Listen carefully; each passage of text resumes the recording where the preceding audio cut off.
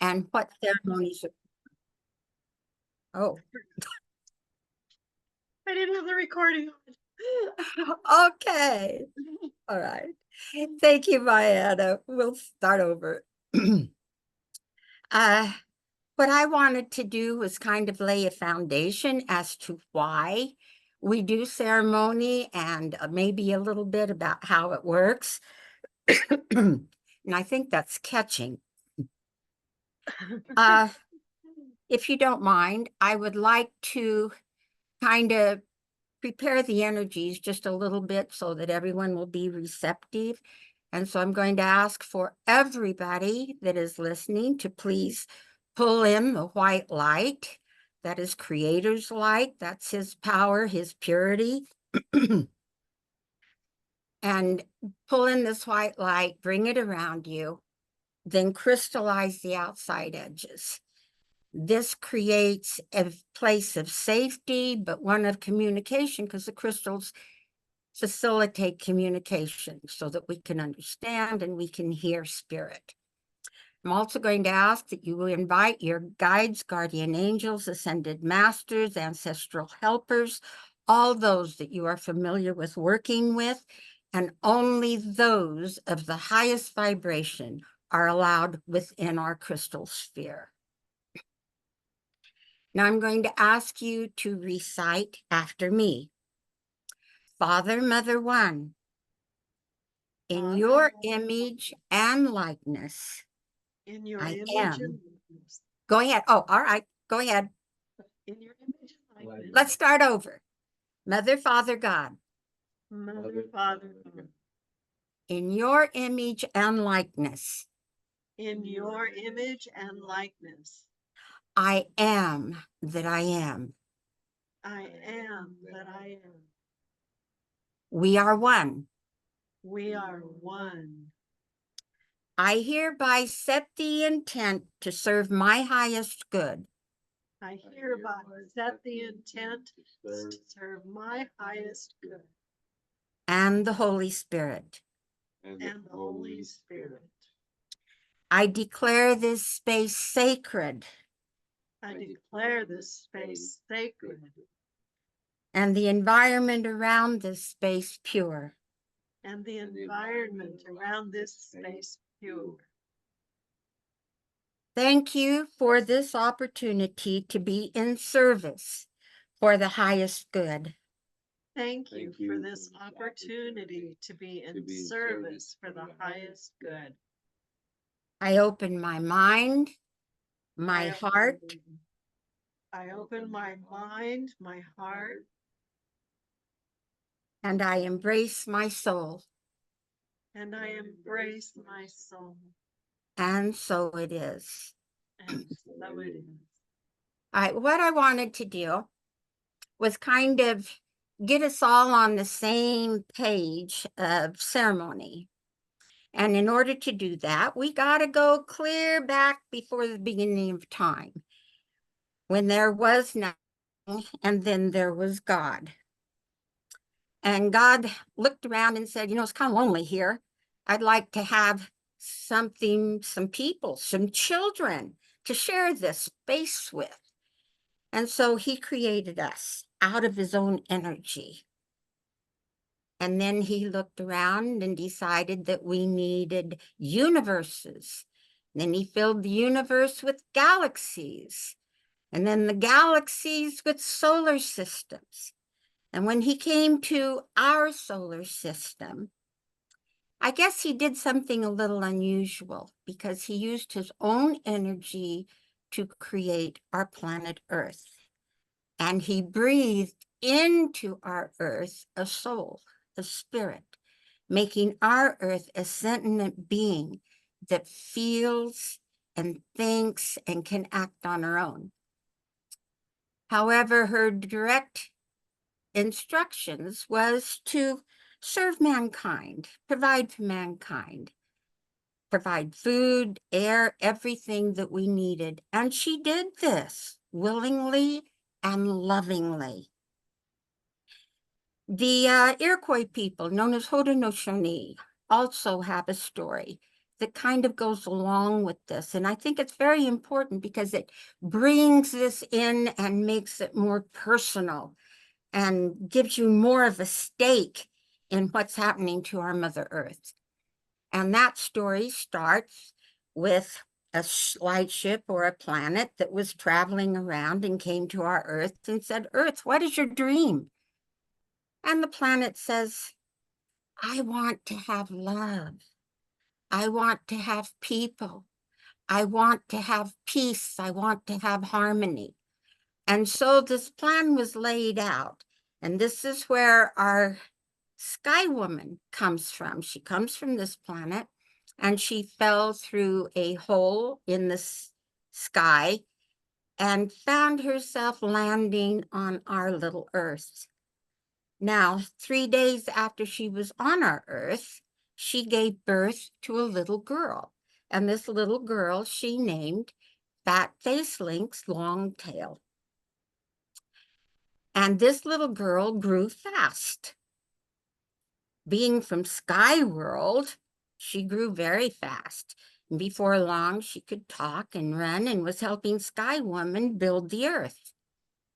Until finally she was of an age where Sky Woman realized that she would be wanting a mate. And Sky Woman looked around and she said, oh my goodness, there's nobody here for her. Well, to shorten the story, North Wind sees this beautiful lynx and falls in love with her. And 9 months later, Lynx gives birth to two sets of twins, 2 girls and 2 boys. Now, in this, Lynx died. The birth was too traumatic. She couldn't survive it, and she died. But she didn't want to leave her children. She wanted to stay and take care of them. And so she became the spirit of our Earth. In this way, she is literally our mother, the mother of all humankind, of all mankind. And she inhabits the Earth to take care of us and watch over us. Now, one of the things I kind of forgot to mention is that God is love. So all these creations that he made is made out of love energy.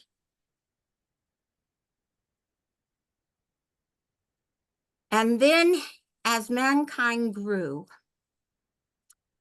our Creator God gave one more gift to us. It's called the gift of free agency. And what has happened over time is mankind has taken this free agency and done things that God never intended for us to do. Right now, we can look at the world that we're in and we can see all the things that are happening around. That is not love. It just isn't love. And every action that we take that is not love destroys some of the love energy the Creator created everything in. And when we come to our Earth, some of the things that mankind has done is absolutely incredible in thwarting her ability to take care of herself. It's been decades now since she could clean her own water. We have chemtrails that are poisoning her. So much of our farming poisons her. But what I wanted to talk about was war. Most people don't realize how damaging war is. War at a time was, shooting back and forth, maybe sticking each other with a sword. But mankind has progressed to the point where our weapons can now wipe out hundreds, thousands of people at a time. It was never intended to be like this. And so every time one of these bombs, one of these weapons is used, it not only destroys the infrastructure and destroys the physicalness of the people in that area, killing them. But I want you to contemplate for 1 minute the multi-dimensions of our Earth. She's not just 3-dimensional. She's fourth, she's fifth, she's sixth. And when we are done with this shift, she's going to be 6. She's going to be high again. And so our Mother Earth has a spiritual structure. She has an etheric structure. She has a nervous system that is in the crystal grid. She has all the things that mankind has, so that her physicalness and her spirituality can function too. So when we let off these bombs reverberate clear through her, shattering all kinds of energy waves, shattering her nervous system, shattering the crystal grid that provides that nervous system. It also, we were discussing this, I think, the other day, that when people are traumatically killed, where they are instantly killed, like with a bomb, that their spirits are in shock, and the spirits continue to walk over the earth, repeating day after day after day what had happened to them. And so we've got countless, numerous spirits that haven't been able to go to the light because they don't understand where they are. That continues. But what it leaves here on our earth are the people behind that are sad. So there's all this emotion of mourning that flows over the earth. There is all this sometimes hatred, because when we harm other people in their nations, they hate us sometimes. So the hate gets magnified. The mourning is magnified. So in actuality, bombing or war is the worst of all pollution because it hits us physically, it hits us emotionally, mentally, and spiritually. It hits the earth on all levels. And so I feel that war is the most important pollution that we need to stop. Yes, Mayana. Yeah, I just wanted Andras to come in here with his war experience and That's his fine. word. Yeah. Yeah, I mean, my mother um, was ready to give birth on April 30th, 1945. 44. I mean, 44, yeah. It's funny. Um, and she was in a Jewish hospital in Budapest because uh, the other hospital were busy taking care of the wounded from the war that's been going on for a number of years. And on the top of this Jewish hospital, there was a glass dome um, over the operating room, also the birthing room. And she was tied in the harness, and um, she saw planes going over, and they were starting to drop these bombs. So, of course, you know, her mental state immediately got pushed beyond the limit and emotions, and she became hysterical. And I she couldn't even reach me. Everybody scattered with the bombs going off, crazy. So I was born to that devastation that you were just describing. I was born to bombs. Of course, I don't remember it, even though she told me stories. There's no way for me to remember it, but cellularly, it has affected me right off the bat, even as even before I was really born, because um, it started just before I was born. I was born to that crazy um, devastation that you were just describing. So it's interesting that you said, let me share that, because I thought of that immediately, when you mentioned bombs. Yeah. Yes, uh, it's it's been that way ever since that crazy. This was our last World War, right?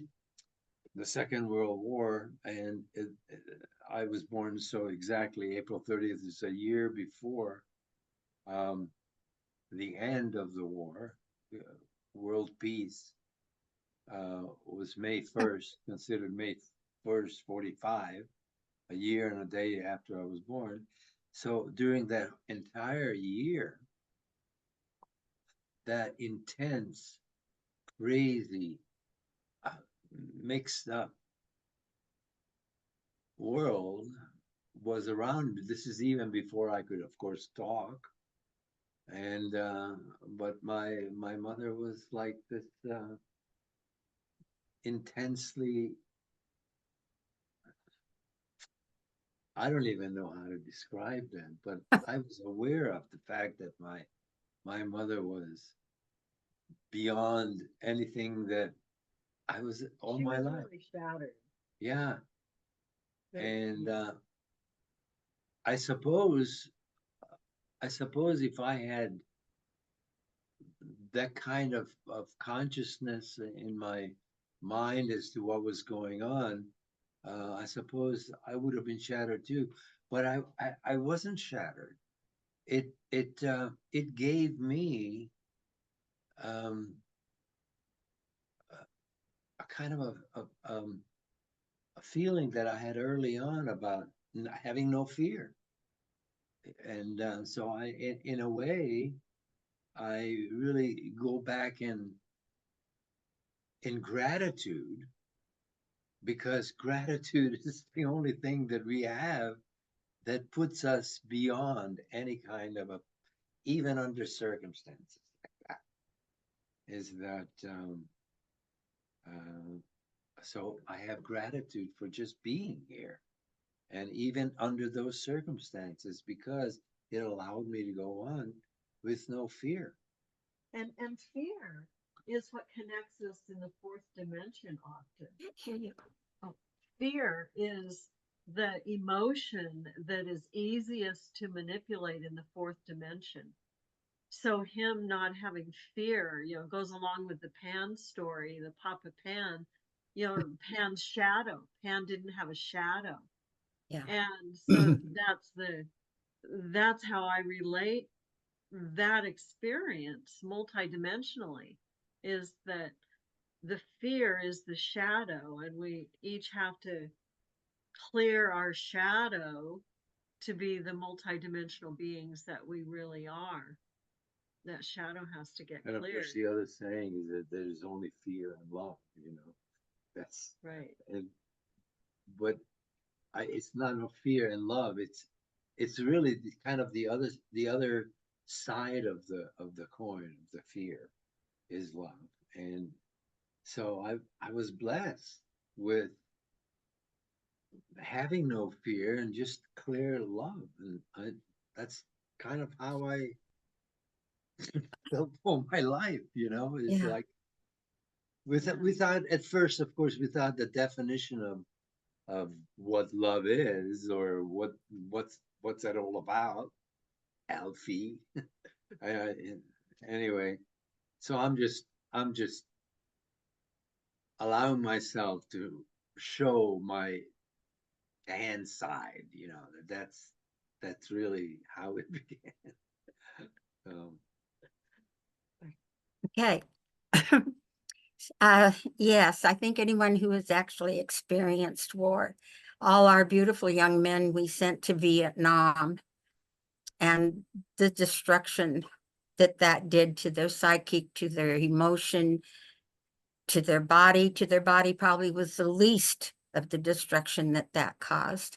And so if you've seen any type of war, then you know better than the rest of us what war means. And this transaction goes on our earth.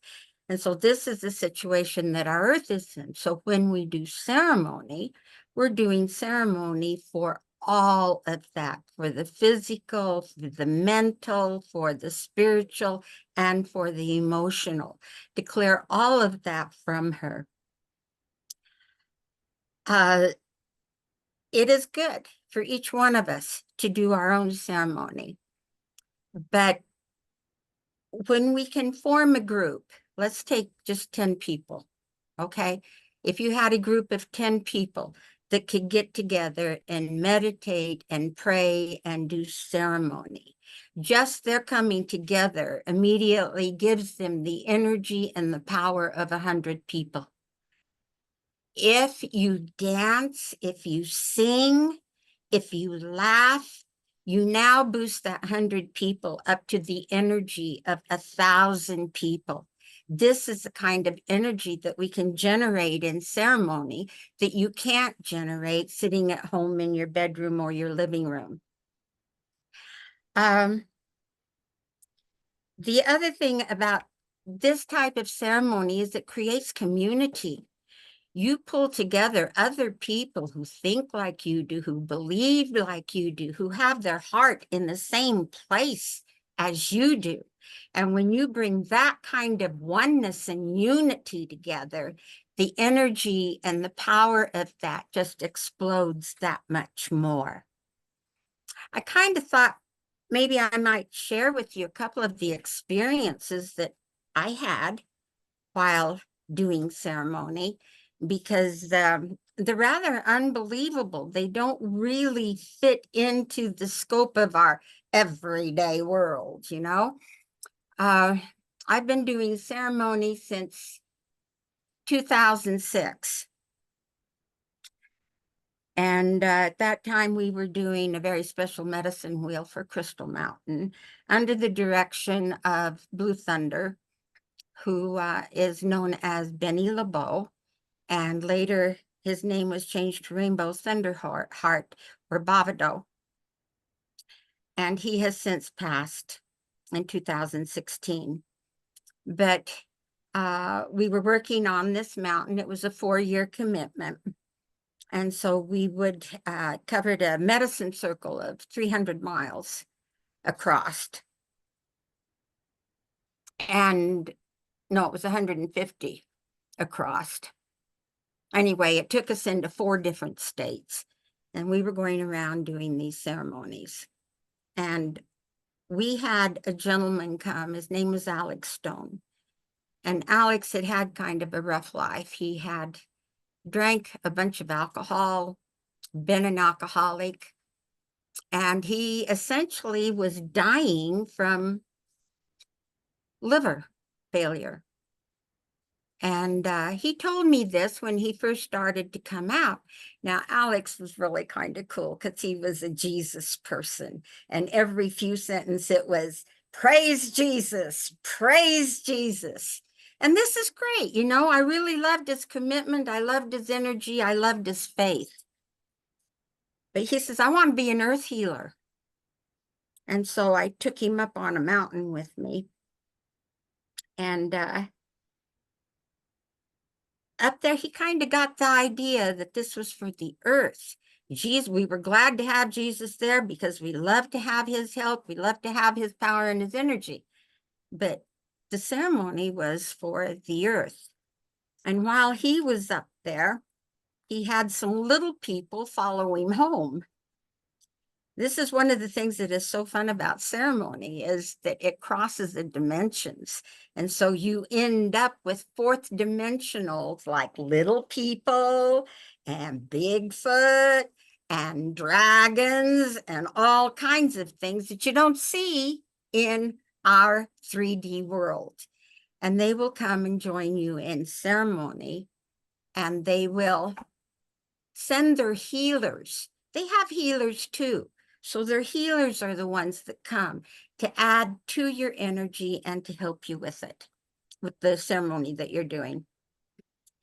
What I wanted to tell you about Alex, though, is that it was really hard on him to come to our ceremonies. Very hard. It was hard on him physically because his health just wasn't there to do it. But he came anyway, and he came faithfully. And on the very last ceremony that we did that completed our medicine wheel, Lord Metatron sent in a gold thread, a gold light, and you watch this gold light weave back and forth through the air and through everything. And in this, I saw this gold light pick Alex up. Physically, he was down here doing ceremony with us, but spiritually, his spirit body was picked up, and the gold light crisscrossed and wove through him, and then set him back down.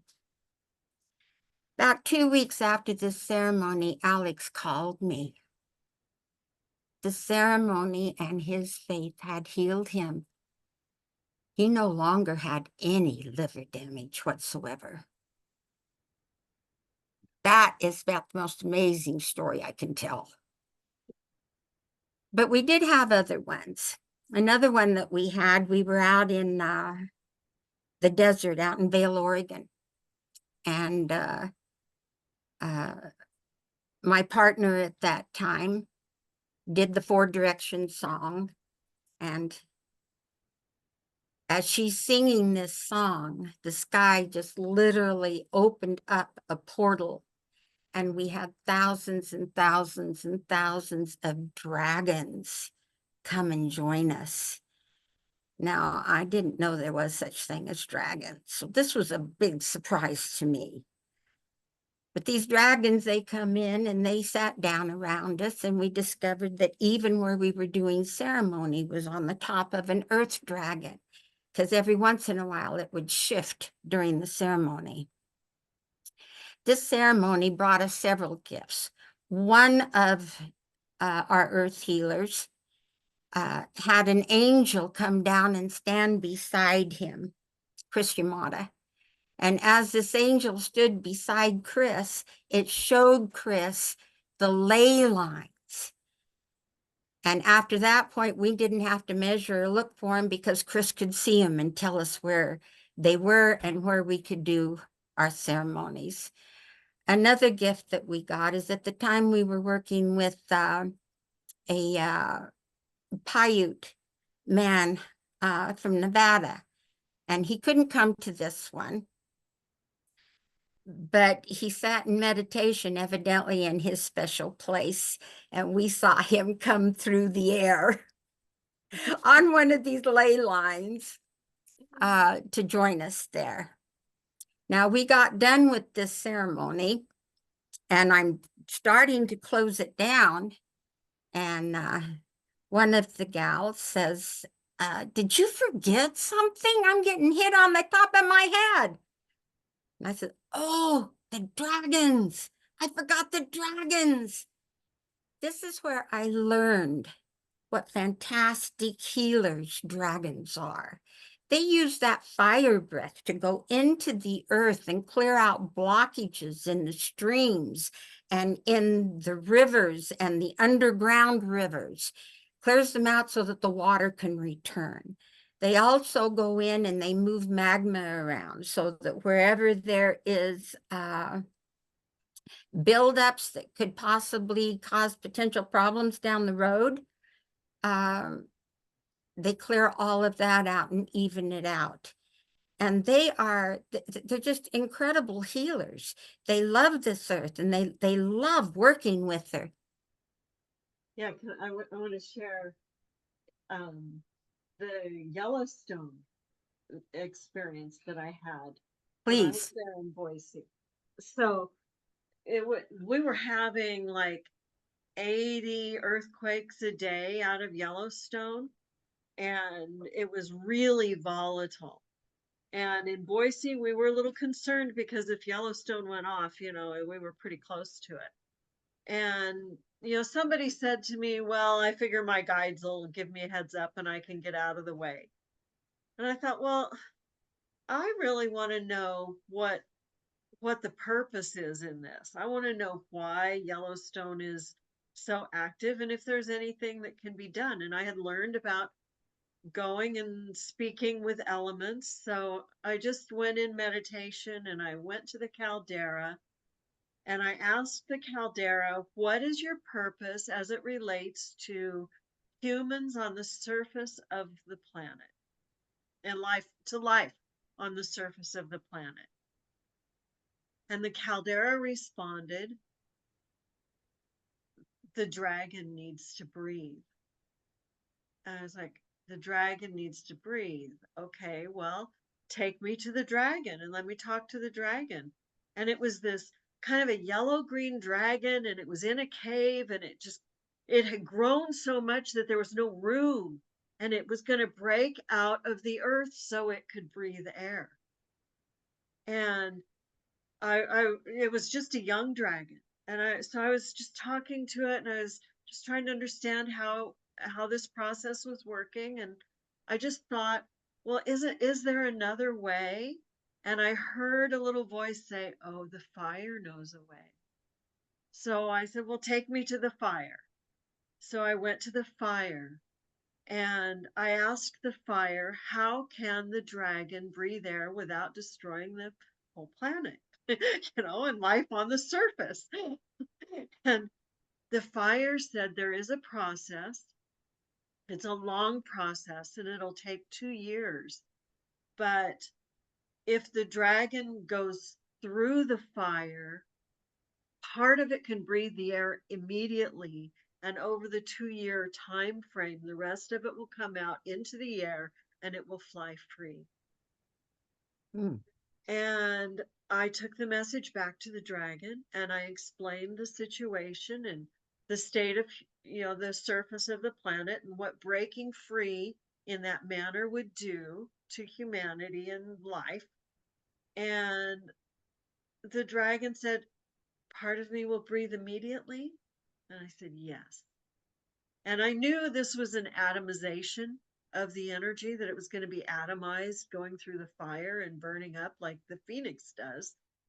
And the dragon agreed and it dove into the fire. And by doing that, it just dove through my heart. The fire was my heart. I was the fire in that moment. And it just dove through, and I saw this little iridescent dragon in the air, and then more iridescent dragons, and pretty soon all these little purple and green and yellow dragons are flying around. And then after a time frame, the 2-year time frame, they coalesced together into the form of a great dragon and flew as one and became the one great green dragon. And then after that, I was guided to fold time. And this timeline appeared in front of me. And I grabbed the moment the dragon dove through the fire and the moment it was one. And I was told to fold it. And I just brought those two together. And there was a loop in the timeline down here. Where'd you go? Am I there? Can you see me? You're Yes, now. but there's a time thing going on. Yeah, go on, Mayana. Interesting. So as I folded the timeline, the loop down here just disappeared and the 2 years passed. In the point. And in that moment, I knew that something different was happening in me. And over that next 2 years, every quarter of the year, I felt all 4 seasons. And so it passed. So all 4 seasons happened within 6 months. And that's actually when I was moved out of Boise, was at the Mm, end of that time. wow. Yeah. So I want to take a moment here and welcome Michelle. Michelle is my collaborator and companion in the Global Grandmothers. Good morning, good evening. Deep bow, what beautiful, beautiful work you've been doing in those other realms. It's just enchanting, and so it makes so much sense. If I could just jump in for a minute and just say, I was doing meditation, and that's why I'm a bit late. I got caught up in some things that came through after the event for yesterday. I apologize for being late.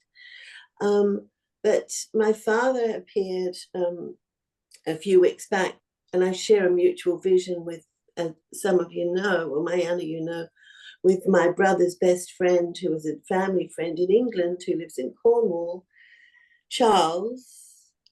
And he told me of this place where my father was more recently, and my father pointed out a space, and they've been guiding me to you all and to this new awakening of the world and to my calling, thankfully. And so here I am now at this point at an estuary, and there's a great big cliff face, and we were trying to work out what that is, and the voice of my father came through to us and said, there's a long walk around the bay, right down the estuary and across to come join us up over the top of the cliff, you see.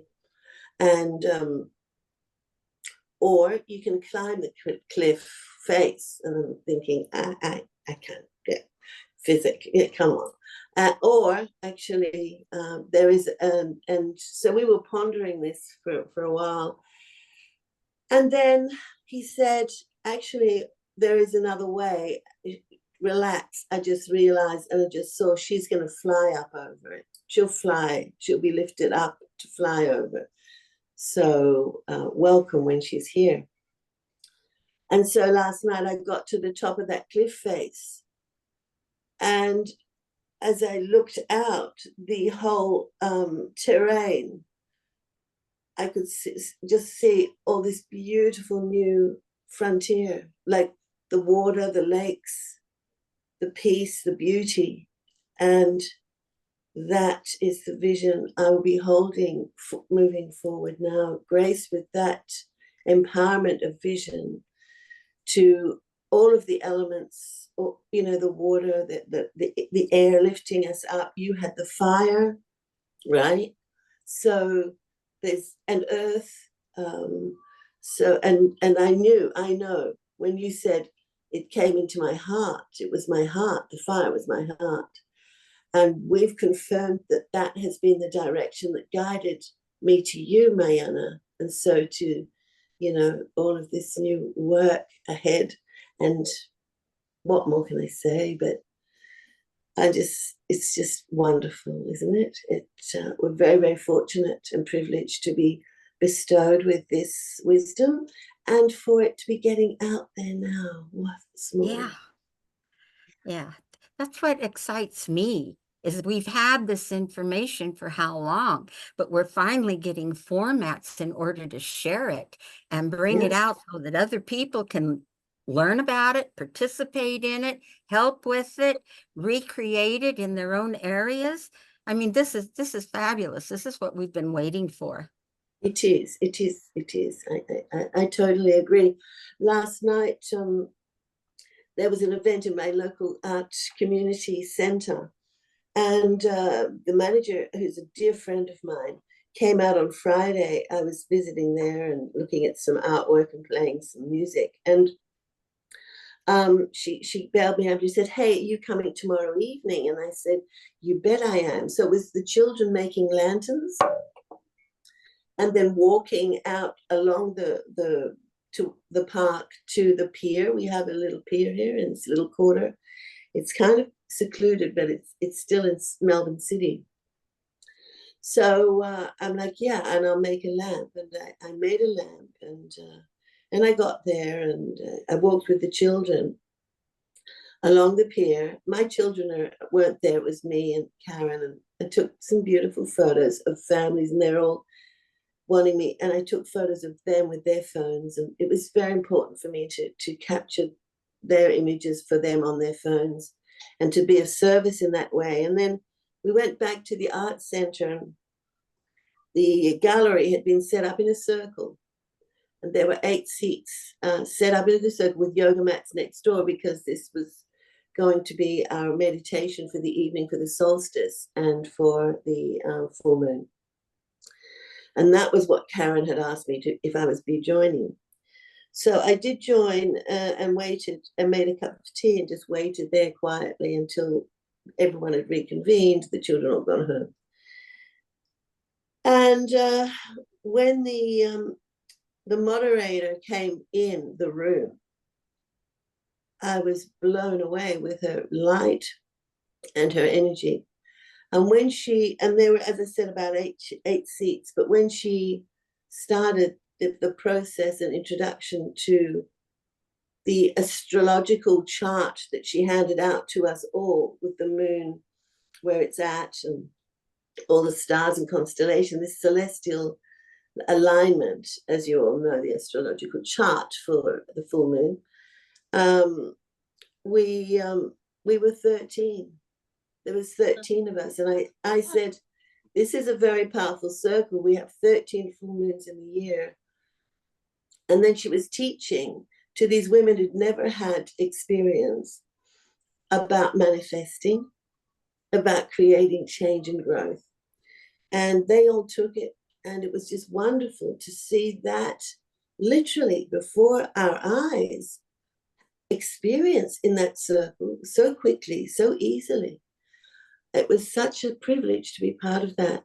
And winding up after the meditation, and Mayana, she got us to do the orb thing, you know, and to keep safety, because though we were friendly and welcome in that sphere, to please protect our energy regardless, and do the orb thing before we started our meditation.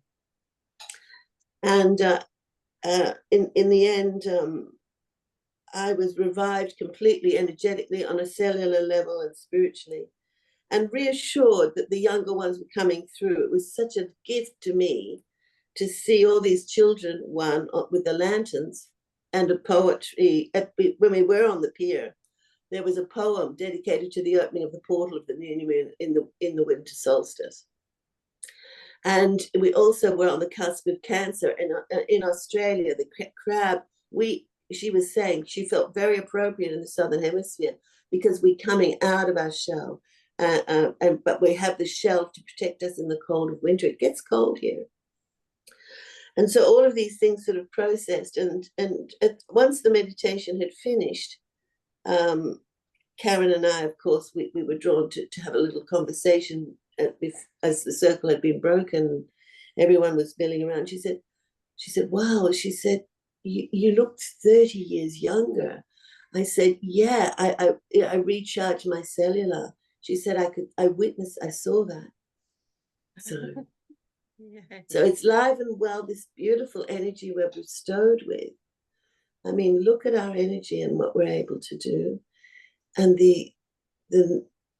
just the privilege of seeing and knowing, and being able to inspire not only our own selves and our lives, because it's way more than that. And that was evident to me yesterday. And then 2 women came up to me and said, are you? And I said, yeah, I'm a visionary and a seer, and I'm psychic, and I'm a healer. And they're like, oh, you know, and they were like looking, and I said, but hey, you know, I'm part of a network, global grandmother network. We want that. We want to join. What do we do? And I'm like, here, take my number, please, and let's create a circle on the ground here in Altona.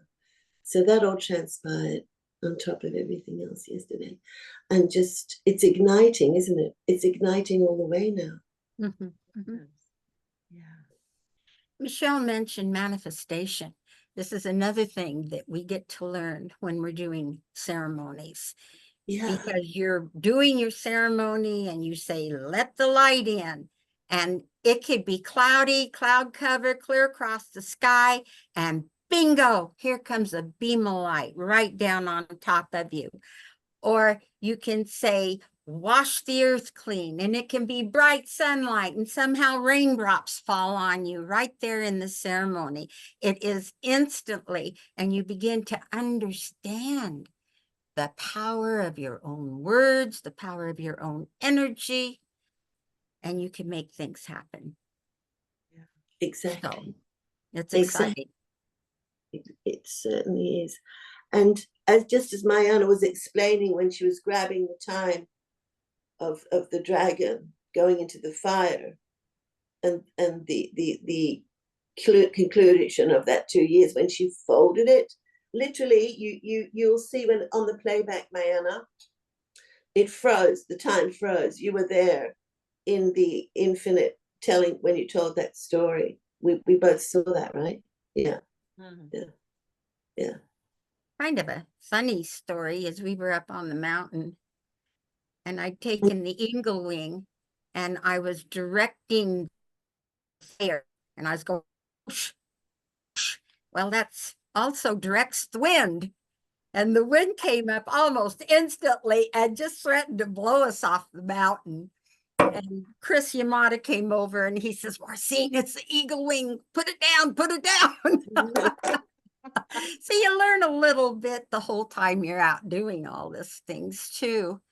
But being in the middle of ceremony, time gets suspended, dimensions combine, and it is just absolutely incredible. It's the only thing I know of that does that, because I certainly never experienced anything like that in church.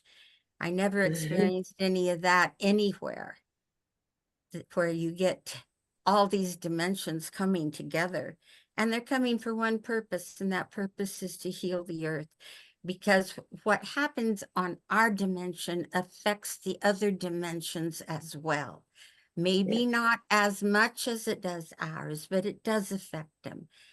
And if we were to actually have another war, we would be destroying all of those dimensions. And we're not going to be allowed to do that. We just flat are not going to be allowed to do that. I don't know what it's going to take or how that will happen, but I do know that we're not going to be allowed to do that. Anything else? I did have 2 more stories. I don't know if you want to hear them. Well, sure, we want to What's hear your 'em. time like? Oh, we've been on here a little less than an hour. I just want to, what you were just saying, I'm trying to capture it back. When humans kill humans, it's a reverberation through dimensions because we're so connected to the other beings in the other dimensions, ourself in another dimension, in an alternate reality or whatever. That was the part of the Earth experiment that nobody anticipated, that we didn't know would happen, that a human would kill another human. Because animals don't usually kill of their own species. Not Sometimes the usually. males, but not usually. And this was, I believe, in my coming to know what's happening in the planet, that is a mind virus Yeah. that infected humanity. And the idea of a human killing a human, that's what was spread by Cain, when he went out into the world and married his wife, in that Bible story, he took that virus with him and Yeah. infected other people. He was the only one in that. And so the Adam and Eve story to me was a genetic experiment in a garden, and it was a genetic experiment gone wrong. Uh, And that virus got cast out into humanity, who were already artisans and creators, and they were yeah. the wise people of the earth, and that virus went out and infected. And now that's what we're dealing with today, is Yep. It's Yeah. our turn to turn this around into the proper results, the proper experiment that it was meant to be, to bring forth this love. The love is already encoded into everything. All we have to Yeah. do is uncover all the foreign ideas and thoughts that have been brought in that are negative and not part of our original structure. They say that the peacemaker back there in the east, where he walked along the Onondaga Lake and the Great Lakes back there in New York, that when he was here, that he encoded peace in the land. That's all North America was ever supposed to be, was peace. But we're going to have to uncover the foreign thought forms that have been brought in by so many with lack, strife, war. We have to uncover those, get rid of those, which is another thing that we do in ceremony, is clear that off so that the peace DNA can come back and be totally reactivated throughout the land. Yeah. So, Yeah. I want one in 2010, 2010, we were in ceremony, a small group of us in Lincoln City, Oregon. And, you know, it was the completion. I was doing the double digit days of the month for a while. We're on January 1st, February 2nd, March 3rd, da da da. Well, this was it was 12/12/2010. So it was the last one of the year. And White Buffalo woman came through, and I had not had connection with her before, but she came through and she said, honor the traditions of the natives, but don't get stuck in the traditions of the natives. Go beyond the traditions of the natives into your own nativity. And I was like, whoa, that's cool. What does that mean? What is nativity for me? What is my nativity?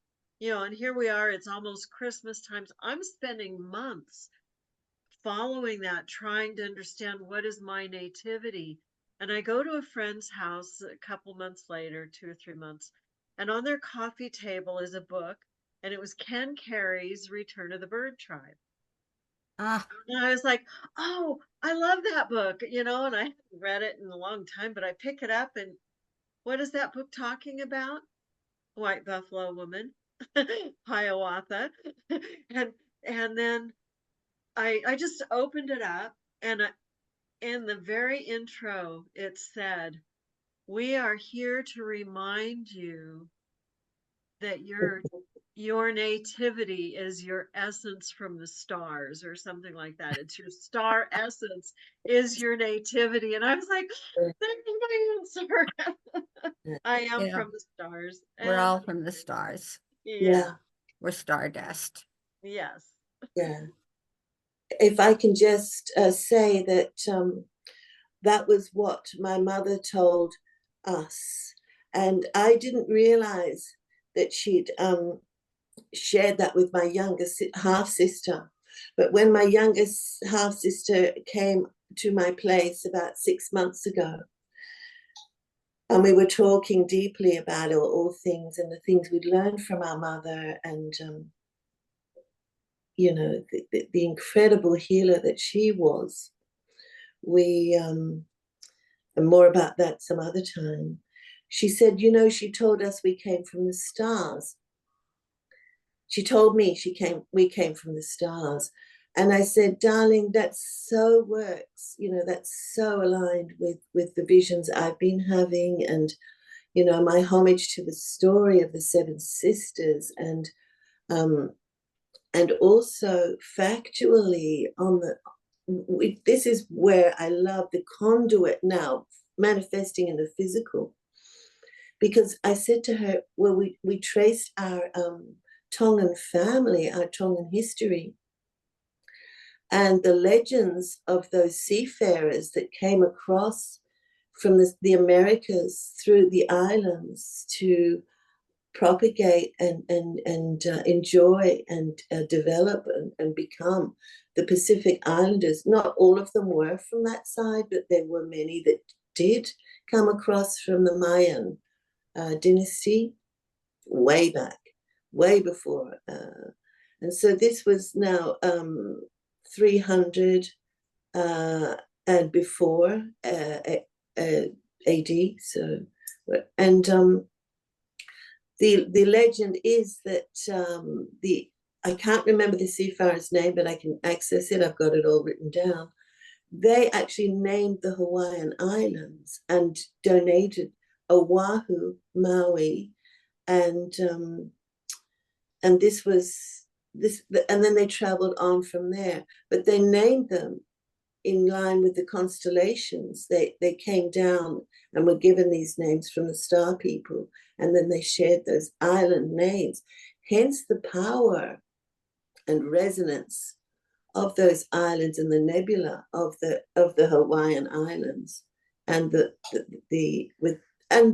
same probably all over, but on a personal level, to know that and to be aware that that is literally what my mother was saying in 1954 is beautiful. And yeah, you know, so, and she was challenged for her views. Many Christian people tried to infiltrate our family, and she would vehemently stand her ground and say, no, we're free spirits. Even though my father was employed with Radio Voice of the Gospel in Ethiopia, she said, I want to go beyond this. I want you to see Ethiopia, darling, is the cradle of the world, of civilization. You know, we look to King Solomon and Sheba, and before that, those people, and so on. And yeah, it's so interesting to share and to hear other stories that connect this knowledge and put the dots together. So many new books coming out now where, you know, the manifestation and the reality are converging. And this is our time. This is exactly why and what we're doing, right? And even, Andras, with the music, you know, the music conjures in the physical, like this cymatic music manifesting, you know, the sound of the waves, and then, you know, the effects and the sounds of the stars. And it's a beautiful time to be alive, such a wondrous time. But, you know, I could gawk at it all day long and just be blown away. But on a practical level, you know, to keep going forward, sharing with those and dropping those little knobs of knowledge here and there, like scattering stardust here and there. It ignites and it forms its own little constellations in the world.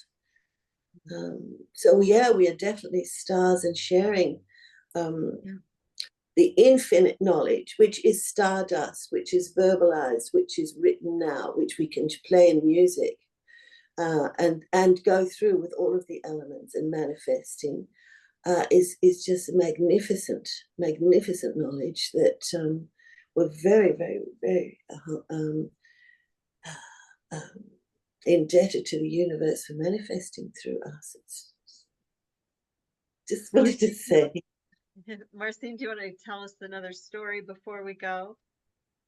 I Or did want to comment, Mayana, you mentioned in White Buffalo story about not letting the native ways, however it was you phrased that. don't get stuck in the traditions Yeah, of the natives, yeah. but honor them. But this is the thing that we realize, or those of us that work in spirit, we don't really care much for dogma. And so with the ceremonies, there is a basic guideline. But when you're actually doing this ceremony, the spirits are guiding it. And so you never know for sure exactly what you might have say, well, we'll do this and this and this, but you never know what shape or form it's going to take because the spirits come in and do it. We did one of our ceremonies, and Dawn Marie, she was my cohort in all this.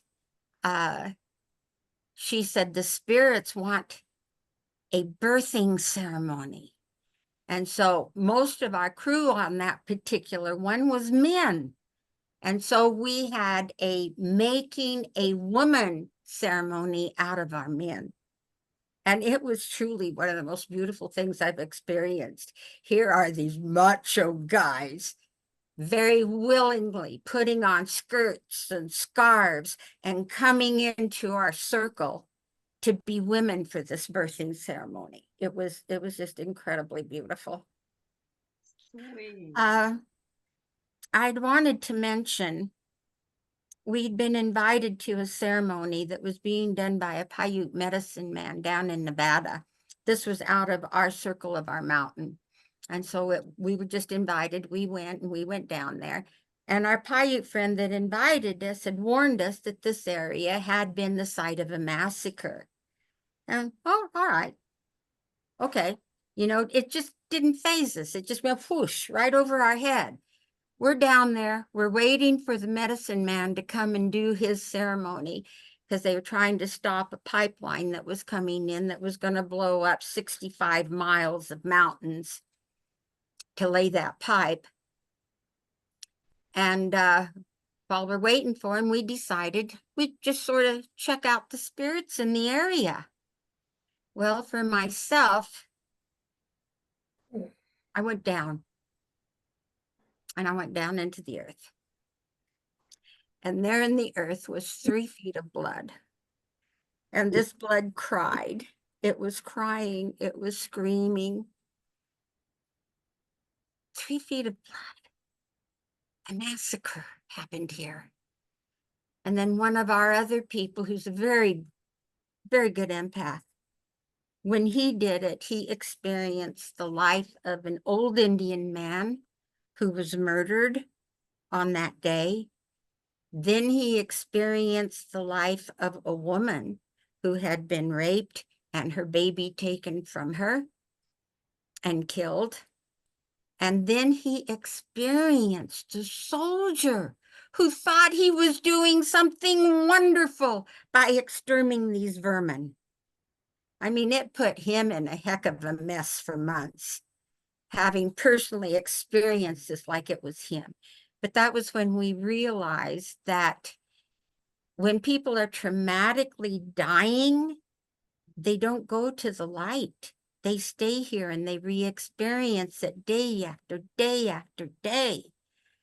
And so prayers, ceremony, we're blessed with the lady Cynthia that has done some of this work, and she's been able to do it without ceremony, just going herself to release the spirits that are stuck in the land. But this is a very valuable work. And right now, as we have so much going on in the Congo and Sudan and Palestine and what happened in Iraq and Afghanistan and Pakistan and Libya and Syria and on and on and on. Yeah. Lots of prayers need to be sent for the releasing of these souls. And also, you're talking about the shattering. Also, these soldiers that our young men, when they get blown up by a landmine and they don't die, then they're still shattered, and they need to be brought back together and coalesced back into their being and in a new way. And you know, Yeah. this is the Takes a work new way that of needs to healing. be done. Yeah, because they've Okay, got part of them left on a battlefield over in another country when they come home. after that terrible story, I will end with a more positive one, okay? Yay. Okay. We were out on Mount Bora. Everybody's heard of Mount Bora because it's the tallest mountain in Idaho. And many years ago, there'd been a rock slide there, and the earth had actually dropped 7 feet. So we figured, well, that's probably where we need to do our ceremony. So we went there and we set up and did the work to release the stress that was on that fault line. But in releasing that stress, we also release, it's always part of the ceremony, is to call forth for all the spirits that are walking the land, animal, bird, human, any of them that are walking the land that want to go to the light, come now and go to the light. Well, we looked out, we were up on the hillside, and we looked down over that valley all the way to the next mountain that was coming up. And that valley filled up. Oh my gosh, it filled up. There was soldiers there that we have no idea what civilization they came from. There was entities, there was gold miners, there was Indians, there was cowboys, there was everything there in that valley, and they filled up and they were coming. We set up a vortex of light for them to go into. Oh, And as we did that, we had the 4 archangels come, and they stood in the cardinal directions. In between them stood 4 master ladies. And as these beings would come, they would embrace them, love them, lift their burdens off of them and free them, and they'd be gone in a flash of light like that. Absolutely amazing. There was so many of them that we left the vortex open all night so that they could journey through, because it was going to take a long time with all of them that was there. But that was one of the most memorable experiences I think I had, watching them lift the burdens off these people that had walked with them for who knows how long, thousands of years. They'd carried them, they'd carried whatever it was that kept them stuck here, and they lifted it off, and they turned to white light, and they were gone. oh, heaven. Beautiful, beautiful. Thank you.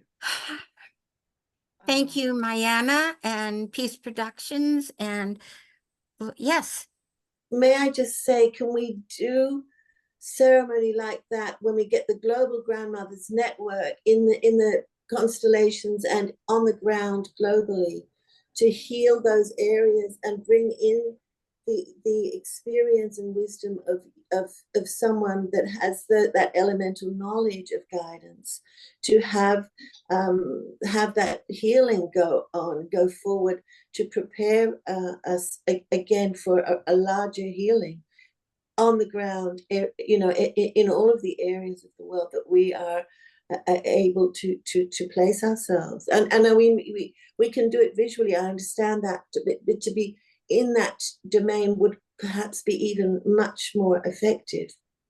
well, it's a lot more fun than doing it through meditation, sitting at home, that's for sure. Yeah.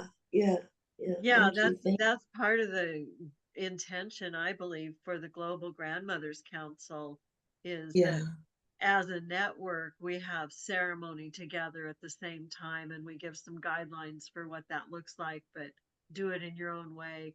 But here's some guidelines and ideas. Yeah. But to get Well, this everyone, is the thing, is if you are in touch with spirit, you know how to flow with spirit, you just step into that space and spirit takes over.